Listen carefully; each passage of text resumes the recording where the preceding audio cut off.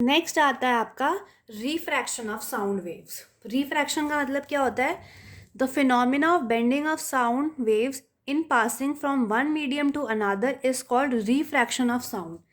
देखो, जब क्या होता है कि जैसे कि ये सपोज हमारा एयर है मीडियम, ये वाटर है। अब साउंड वेव ट्रैवल कर रहा है यहाँ से। जब वो एक मीडियम से दूसरे मीडियम में जाता है तो वो हल्का सा बेंड हो जाता है, उसी को हम रिफ्रैक्शन कहते हैं। Passing from one medium to another, medium कोई से भी हो सकता है पर दोनों मीडियम डिफरेंट होने चाहिए। The bending of waves on passing from one medium to another depends upon the velocity of sound in two media. कितनी ज़्यादा लाइट बेंड हो रही है या कितनी कम लाइट बेंड हो रही है, ये डिपेंड करता है कि आपके साउंड की वेलोसिटी क्या है जब वो दो मीडियम में पास हो रहा है। ठीक है। अगला कॉन्सेप्ट आता है कैरेक्टरिस्टिक्स ऑफ म्यूजिकल साउंड। जैसे कोई साउंड है तो उसकी क्या कैरेक्टरिस्टिक्स होते हैं? 3 कैरेक्टरिस्टिक्स होते हैं। पहला होता है loudness. It is defined as degree of sensation produced on the year.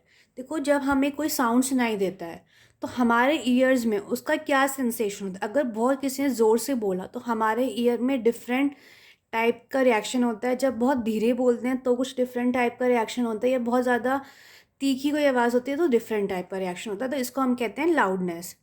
अब practical and small unit of loudness को हम कहते हैं डेसिबल, इसको डीबी कहते हैं।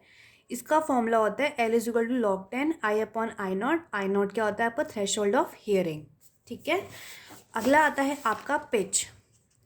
It is the characteristic of musical sound that helps the listener in distinguishing a shrill note from a flat और dull one.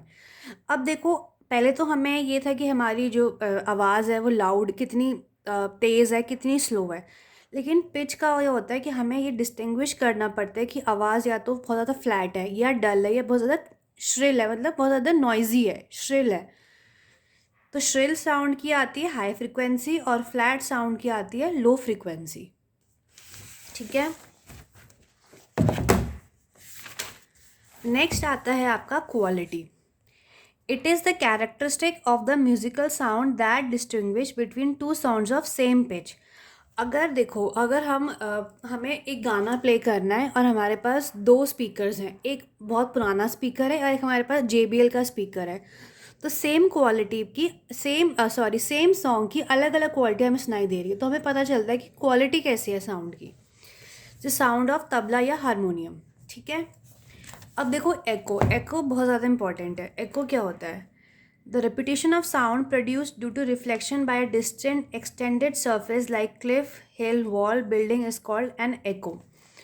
देखो, जैसे अगर हम कहीं पे खड़े हैं एंड अगर वहाँ पे हम कुछ चिल्ला के कुछ बोलते हैं और अगर वो साउंड रिपीट होती है, जो ऑब्जेक्ट हमारा दूर है, रिफ्लेक्ट हो रही है साउंड, या वो हिल हो गया, पहाड़ हो गए, बिल्डिंग हो गई, तो उसको हम कहते हैं एको। पर एको की कंडीशन होती है, वो क्या होती है? The distance between the source of sound and obstacle is less than 17 metre, no echo is heard, but echo is heard if the distance is more than 17 metre. Suppose ये एक सोर्स है और यहाँ से यहाँ पे हिल या माउंटेन है। इन दोनों का डिस्टेंस अगर 17 मीटर से ज़्यादा होगा तो ही आपका एको सुनाई देगा, वरना नहीं सुनाई देगा एको। ये इसकी कंडीशन है। अगला आता है रेवर्बरेशन। रेवर्बरेशन क्या होता है? The persistence of sound after the source has cease to emit sound is called reverberation. अगर किसी ने कुछ बोला और उसके बाद भी हमें बार बार बार बार बार बार वो चीज़ सुनाई दे रही है तो उसको बोलेंगे reverberation. Time for which sound persist in a room और hall is called reverberation time. जिस टाइम से वो साउंड रूम में या हॉल में रहता है उसको हम बोलेंगे रेवर्बरेशन टाइम। अगला आता है आपका सबीन्स फॉर्मूला। ये होता है रेवर्बरेशन टाइम निकालने के लिए। इसमें होता है T is equal to 0.16 sigma AS V seconds. V क्या है? Volume of room in a cubic metre. T reverberation time. A क्या? Absorption coefficient. S है area of reflecting surface in square metre. Sigma AS total absorption of different materials present in room. ठीक है।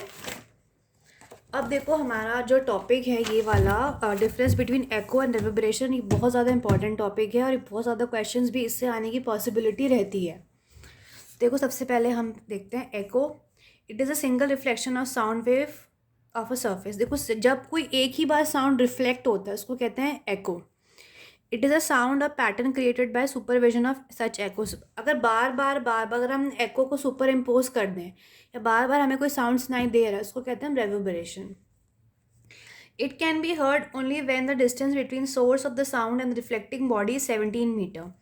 अगर आपका source और जहाँ से कोई चीज़ रिफ्लेक्ट हो रही है अगर वो 17 मीटर से ज़्यादा है या बराबर है तभी आपको एको सुनाई देगा।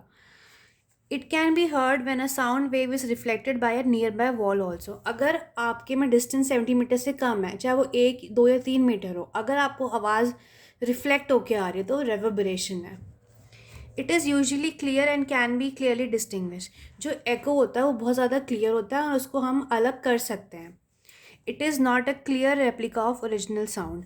जो हमें रेवर्बरेशन आता है वो ओरिजिनल साउंड से इतना साफ नहीं होता क्योंकि इसमें मल्टीपल रिफ्लेक्शंस हो रहे होते हैं। Can be heard both in open and close surface. हम एको को ओपन या क्लोज सर्फेस में भी सुन सकते हैं। Experienced in close surface with multiple reflecting surface. ये सिर्फ हम क्लोज सर्फेस पे सुन सकते हैं जहाँ पे हमारे पास मल्टीपल रिफ्लेक्टिंग सर्फेस हो।